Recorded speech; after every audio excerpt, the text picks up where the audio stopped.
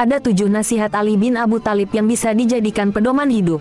Jika kita mampu melakukannya, hati akan terasa tenang. Ali bin Abu Thalib pernah berkata, jauhilah 7 perkara maka tubuhmu akan terasa nyaman, hatimu akan terasa tenang, hidupmu akan bahagia, kehormatan dan agamamu akan terjaga. Pertama, jangan meratapi masa lalu. Masa lalu bukan untuk diratapi tetapi direnungkan. Kedua, jangan memikirkan sesuatu yang belum tentu akan terjadi, karena hal itu hanya akan menimbulkan kekhawatiran.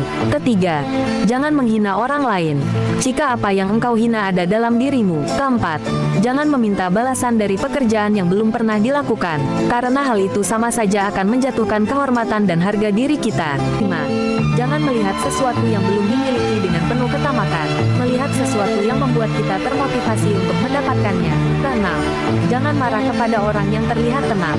Ketujuh, jangan memuji orang yang tidak tahu diri,